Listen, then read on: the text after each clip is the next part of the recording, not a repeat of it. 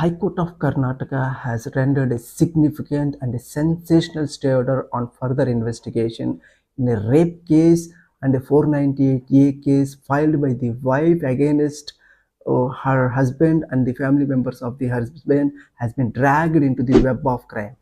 బరి తెగించిన భార్య భర్త మీద పెళ్ళైన రెండవ రోజే భర్త మీద ఒక రేప్ కేసు ఫైల్ చేసి భర్తను వదిలేసి వెళ్ళిపోయిన ఉదంతం ఇది. ఇక్కడ ఫ్యాక్ట్స్ ఆఫ్ ది కేసు ఏంటంటే, కర్ణాటక హైకోర్టు ఒక బరి తెగించిన భార్య ఫైల్ చేసిన రేప్ కేసును భర్త క్వాష్ పిటిషన్ ఫైల్ చేసుకుంటే under section 482 of the CrPC Karnataka high court ఈ యొక్క క్వాష్ పిటిషన్లో ఈ ఎఫ్ఐఆర్ని స్టే ఆర్డర్ ఇవ్వడం జరిగింది. ఎలాంటి క్రిమినల్ ప్రొసీడింగ్స్, ఎలాంటి ఇన్వెస్టిగేషన్స్, ఎలాంటి ఎంక్వైరీస్ ఇంకా ఫర్దర్గా తీసుకురావద్దు అని చెప్పి పోలీసు వారికి ఒక స్టే ఆర్డర్ ఇవ్వడం జరిగింది.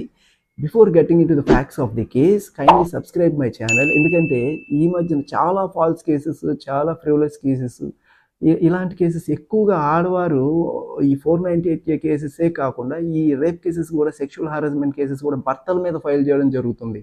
ఎక్కడైతే భర్త నష్టపోతున్నాడో, భర్త యొక్క ఫ్యామిలీ మెంబర్స్ నష్టపోతున్నారో, ఇలాంటి ఫాల్స్ కేసెస్లో ఇరుక్కుంటున్నారో, అలాంటి సందర్భాల్లో ఇలాంటి జడ్జిమెంట్స్ ప్రతి ఒక్కరికి దారి చూపడానికి అనుకూలంగా ఉంటాయి. కాబట్టి ఇలాంటి జడ్జిమెంట్స్ని నలుగురికి మనం అందించాలి అంటే మీరు లైక్ చేస్తే, మీ యొక్క లైక్ యూట్యూబ్ వారిని ఎంకరేజ్ చేస్తుంది. యూట్యూబ్ వారు 10 మందికి రికమెండ్ చేస్తారు. సో ఈ వీడియో 10 మందికి చేరాలి అంటే కైండ్లీ అట్లీస్ట్ మీకు షేర్ చేసే టైం లేకపోయినా లైక్ చేయండి. అలాగే వీలైతే సబ్స్క్రైబ్ చేయండి, నోటిఫికేషన్ బెల్ని కూడా ట్యాప్ చేయండి.